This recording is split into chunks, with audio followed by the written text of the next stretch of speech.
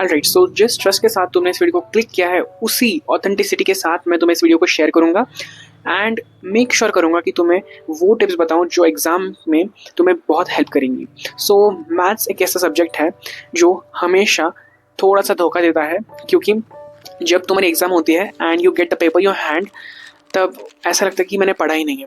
तो ऐसा ना हो इसलिए हमें वो एक गोल्डन बुक उसकी प्रैक्टिस करनी है।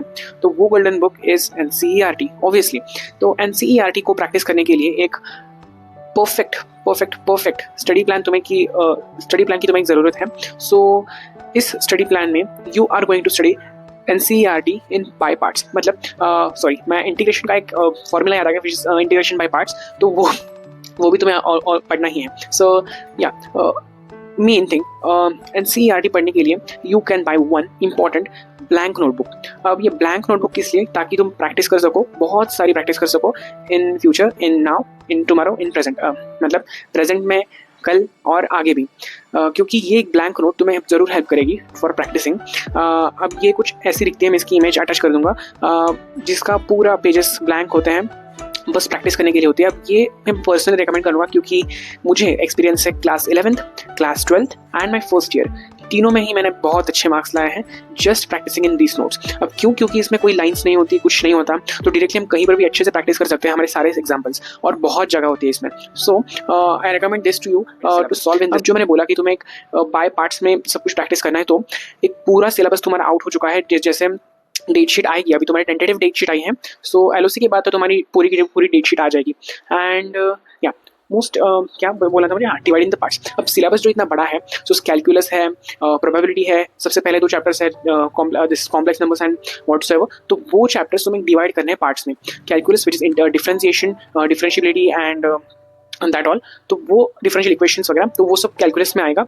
एंड ये तुम्हें डिवाइड करना है पूरे अच्छे से कि कितने टाइम के लिए क्या पढ़ोगे, क्या नहीं पढ़ोगे। एंड या मोस्ट इंपॉर्टेंट कि प्रोबेबिलिटी एक चैप्टर है जो तुम्हें ऐसा लगेगा कि बहुत ईजी है, लेकिन उसके क्वेश्चंस एग्जाम में किस पैटर्न के आते हैं ये समझना भी बहुत इंपॉर्टेंट है।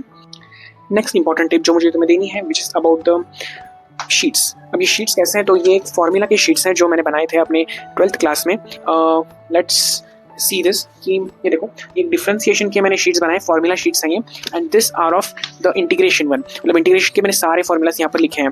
सो ऐसे तुम्हें एक फॉर्मूला शीट बनानी है अपनी, थोड़ा सा टाइम जाने दो। मतलब इफ़ तुमने अभी तक तुम्हारा नहीं हुआ है कुछ पढ़ के भी, तो इस फॉर्मूला शीट के साथ you can just practice it a lot. मतलब जो भी तुम्हें प्रैक्टिस करना होगा, पहले तो फॉर्मूलाज तो लर्न होने चाहिए। लर्न मतलब क्या, कि तुम्हें हैंड्स ऑन होने चाहिए फॉर्मूलाज लिखते time. You should not get any problem कि मैंने फॉर्मूला ही याद नहीं है, प्रैक्टिस करने चाहिए, सारे फॉर्मूलाज याद होते हैं। Maths is all about practice, you know. So next है कि या मेक पेपर अटेम्प्टिंग स्ट्रैटेजी। अब ये कोई नहीं बताता हमेशा, यूट्यूब में मैंने देखा है। एक इंपॉर्टेंट ट्विक है इसमें कि पेपर पैटर्न जिस तरह से आता है, अब सैम्पल क्वेश्चन पेपर तुम्हारा रिलीज हो चुका है, तो उसी पैटर्न का तुम्हें एक सैम्पल क्वेश्चन पेपर सॉल्व भी करना है एंड उसके इन टर्म्स में तुम्हें प्रैक्टिस करते जानी है। मतलब अब पेपर पैटर्न क्या होगा, तो 5 सेक्शंस होंगे तुम्हारे जो 80 मार्क्स में डिवाइड होंगे। कैसे सेक्शन 1 भी MCQ, फिर केस बेस्ड क्वेश्चंस जो भी है, section B, section D, 5 long answer questions and section E which is case based questions, I know. So इसी तरह से तुम्हारा पैटर्न जो है पूरा डिवाइड है। सो इसी तरीके से तुम कैसे अपना पेपर प्रेजेंट कर रहे हो, पेपर अटेम्प्टिंग स्ट्रेटेजी बना रहे हो कि MCQ तुम्हें कितने मिनट में सॉल्व करने हैं। 3 घंटे का तुम्हारा पेपर होता है, तो उसके इन टर्म्स में तुम कैसे सोच के पेपर अटेम्प्ट करोगे, ये ज़्यादा इंपॉर्टेंट है। ऑलराइट, सो नेक्स्ट एंड एक पॉइंट और मुझे ऐड करना है, दैट कि NCERT yes it is all enough for your class 12th boards, या फिर क्लास 11th के लिए भी बहुत इनफ है ये बोर्ड, क्योंकि हम एडवांस प्रैक्टिस नहीं कर रहे हैं। अगर तुम्हें बहुत एडवांस क्वेश्चंस चाहिए तो CBSE के ही वेबसाइट पर बहुत सारे एडवांस क्वेश्चंस हैं, अवेलेबल हैं, एडिशनल प्रैक्टिस पेपर्स अवेलेबल हैं, तो उससे तुम प्रैक्टिस कर सकते हो। And if you want more practice on it, तो NCERT के ही पीछे एक एक्सरसाइज है, वो एडवांस एक्सरसाइज होती है कुछ, तो उससे भी तुम प्रैक्टिस कर सकते हो। So that's all in this video and all the best to you guys. So बहुत सारे अपडेटेड वर्जन में लाता रहूँगा for IP and for CS and mathematics and बाकी सब्जेक्ट्स के लिए भी। So yeah make sure to subscribe the channel. Bye.